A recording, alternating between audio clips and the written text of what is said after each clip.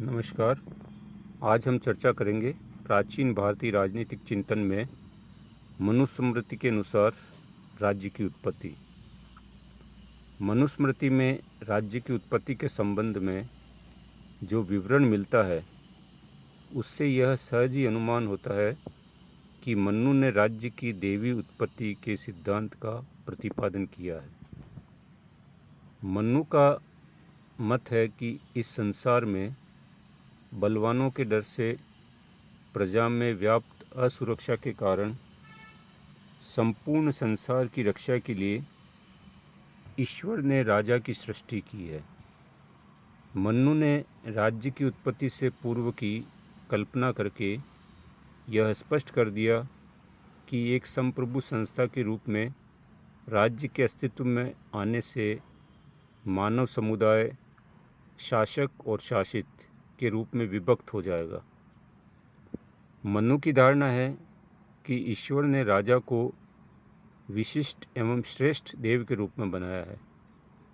उनके अनुसार ईश्वर ने राजा को 8 श्रेष्ठ देवों के अंशों से बनाया है, जिसमें इंद्र, अनिल, यम, सूर्य, अग्नि, वरुण, चंद्र तथा कुबेर सम्मिलित है। इस तरह राजा मनुष्य के रूप में एक महान देवता है। इस विषय में प्रोफेसर फिंगिस का कहना है कि राजा की उत्पत्ति के पश्चात देवी सिद्धांत की निम्न 4 मान्यताएं उल्लेख की गई है। पहला, राजा की नियुक्ति ईश्वर द्वारा की गई है। दूसरा, राजपद में नियुक्ति के लिए वंशानुगत उत्तराधिकार का सिद्धांत ही मान्य है, चाहे उत्तराधिकारी अयोग्य ही हो।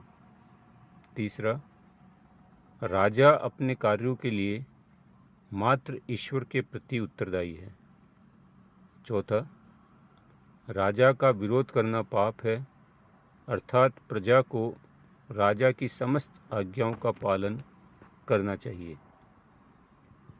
पाश्चात्य देवी सिद्धांत राजा को मात्र ईश्वर के प्रति उत्तरदायी बताकर उसे प्रजा के प्रति अनुत्तरदायी एवं निष्ठुर बनाता है। मनु के देवी सिद्धांत ने केवल राजा की उत्पत्ति देवी मानी है। उन्होंने राजा की स्वेच्छाचारिता अथवा निरंकुशता को मान्यता नहीं दी है।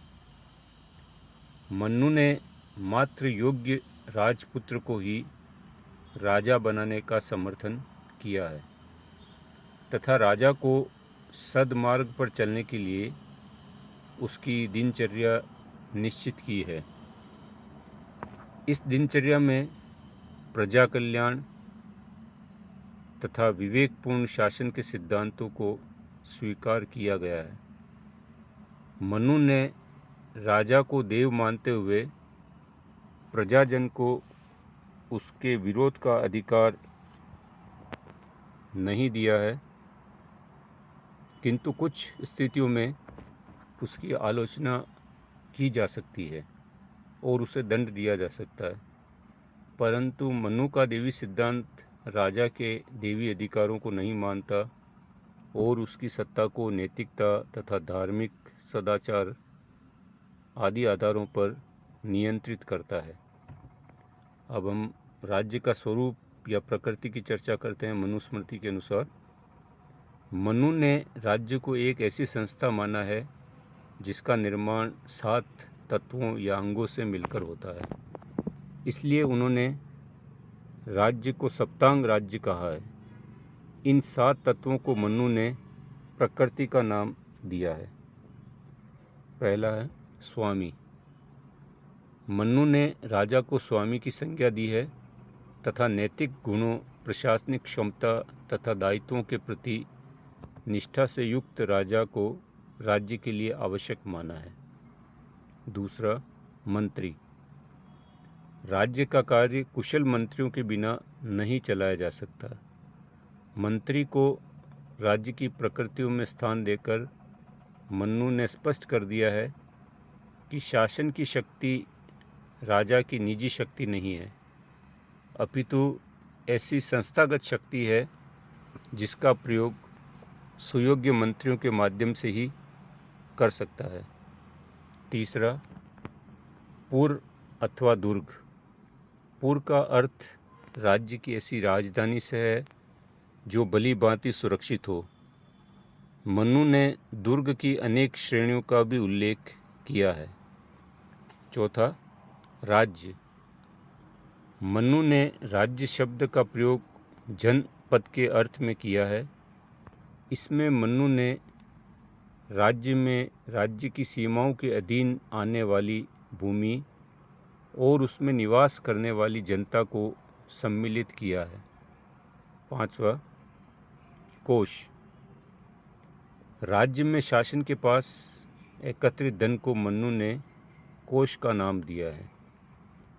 राजा के पास समुचित मात्रा में कोष होने पर ही वह प्रजा की सुरक्षा और उसके कल्याण के लिए विभिन्न प्रकार के दायित्वों की पूर्ति कर सकता है।